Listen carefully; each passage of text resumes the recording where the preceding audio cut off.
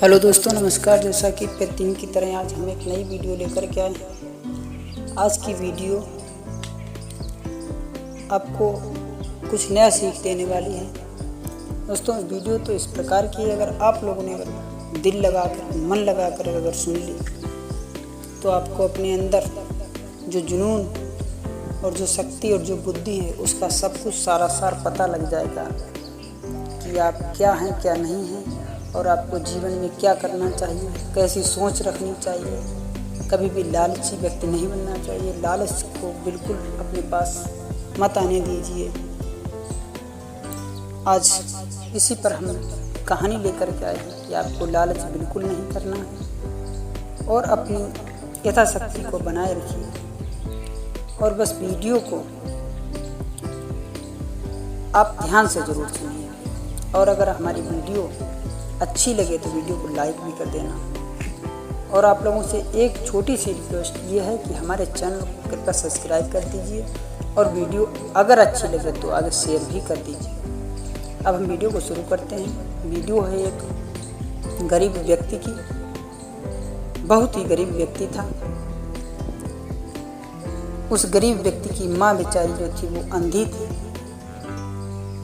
और वो अपनी माँ का एक अकेला ही बेटा था, इकलौता बेटा था। उसकी शादी होने के बाद में उसके कोई संतान नहीं। काफ़ी टाइम गुजर चुका था, लेकिन उसके कोई संतान नहीं।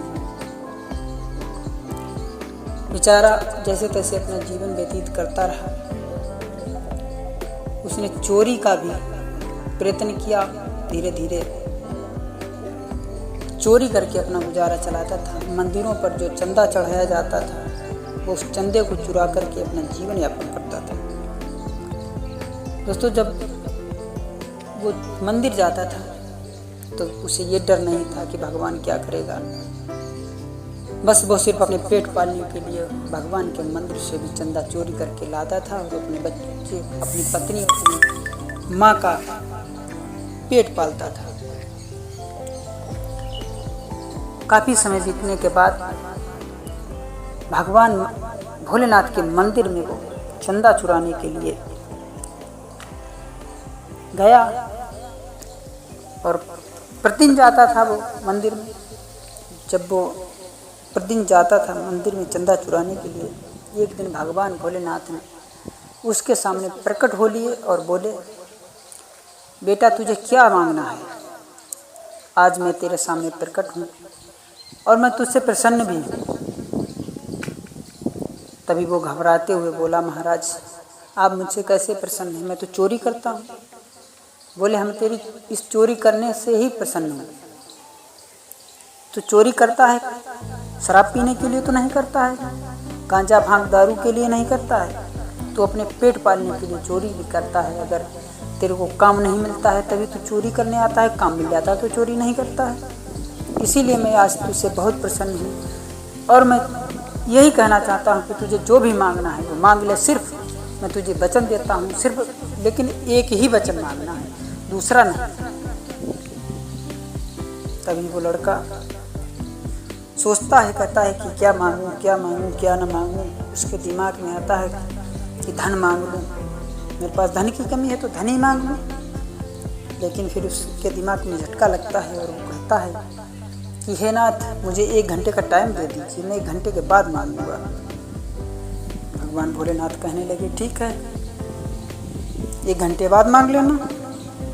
बोला, ठीक है, मैं भी घर पे जाता हूँ और घर से वापस आने के बाद ही मांगूंगा। वो व्यक्ति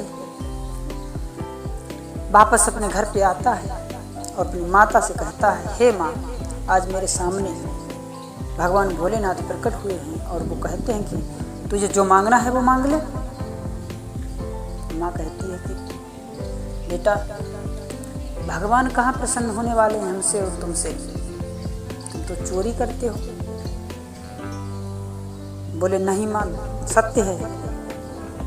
तभी माँ और कहने लगी कि बेटा जा, तू कुछ मत मांगना, सिर्फ ये मांगना कि हे भोलेनाथ बाबा, मेरी माँ की आँखों को आप दोबारा से वापस कर दीजिएगा। मेरी अंधी माँ को आंखें दे दीजिए और मुझे कुछ भी नहीं चाहिए, सिर्फ यही मांगना।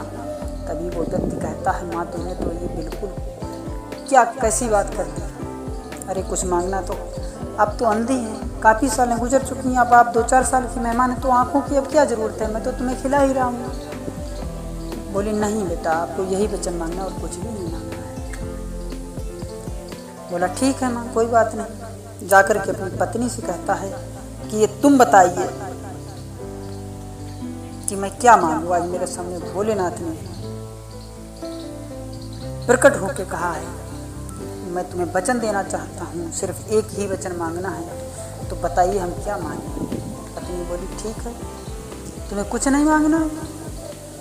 अरे हमें आज 25 सालें शादी को, 20-25 सालें हो चुकी हैं, हमारे कोई पुत्र नहीं हुआ है, और तुम जाओ और कहना कि मुझे भोलेनाथ कुछ भी नहीं चाहिए, मुझे सिर्फ एक पुत्र चाहिए, और जब पुत्र हो जाएगा तो हमारा तुम्हारा सहारा बनेगा, बुढ़ापे का सहारा बनेगा, तो इसलिए आप कुछ भी मत मांगिए, धन दौलत कुछ भी नहीं मांगना है, सिर्फ एक ही वचन मांगना है, तो आप सिर्फ यही मांगना कि मुझे एक पुत्र दे दीजिए। ये सब सुनने के बाद बोला ठीक है, तुमने भी कुछ नहीं मांग पाया। वो बुद्धि पर प्रेशर डालता हुआ, अपनी बुद्धि को प्रयोग करते हुए वहाँ से चलता है, जाता है भगवान भोलेनाथ के पास, और एक अच्छी बुद्धि प्रकट करके कहता है, देखिए वो चोर कितना बुद्धिमान था, उसके अंदर कितनी बुद्धि की क्षमता थी, कितना टैलेंट था। जाकर के भोलेनाथ से बोला ठीक है महाराज, अब मैं वचन मांगूंगा।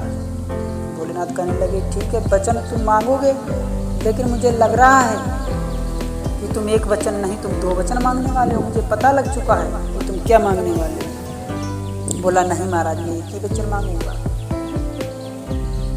बोले मांग लो। भोलेनाथ बोले ठीक है बेटा मांगो। बोला ठीक है महाराज, तो मेरा एक ही वचन है कि मेरी माँ अपने पोते को सोने की थाली में भोजन खाते हुए देखे, बस मुझे यही चाहिए और कुछ नहीं चाहिए। भगवान बोले फांस दिया। अरे तूने फांस दिया, मैं नहीं समझता था कि तू सिर्फ पैसों के लिए चोरी करता है, तो सिर्फ पैसे ही मांग लिया, पर तूने तो सब कुछ मांग लिया, एक ही वचन में तूने सारा साल मांग लिया। अब मैं क्या करूं, अब मैं क्या करूं, अब तो वचन दे दिया है तो देना ही पड़ेगा। तभी भगवान बोले ठीक है महाराज, तो आपने मुझे फांसी ही दिया है, तो मैं तुम्हें वचन देता हूँ, जाइए आज से तुम्हारी माँ नेत्र वाली हो जाएगी, और आप की माँ जब नेत्र वाली होगी और तुम्हारी पत्नी के जो बच्चा होगा और आप धनवान होंगे, तभी सोने की थाली होगी, तब आप उस सोने की थाली में से बच्चों को भोजन खिलाएंगे, तब तुम्हारी माँ देखेंगी। तो आपने अपनी माँ की आँखें, अपने लिए पुत्र और अपने लिए दौलत सब कुछ मांग लिया है। देखिए दोस्तों, उसके अंदर कितनी बुद्धि थी। तो दोस्तों, अगर आपको भी कुछ प्राप्त करना है, कुछ सीखना है, तो सबसे पहले आप बुद्धि का प्रयोग करो, और सिर्फ बुद्धि ही आपको आगे ले जाएगी। जिसके अंदर बुद्धि है वो दुनिया में हर एक कार्य को सफल कर सकता है, जिसके अंदर बुद्धि नहीं है वो कुछ भी नहीं कर सकता है। दोस्तों, अगर वीडियो अच्छी लगी हो, वीडियो में दम हो, तो आगे वीडियो शेयर करिए और लाइक करिए, और अगर आप लोगों को वीडियो अच्छी ना लगी हो तो शेयर नहीं करना है।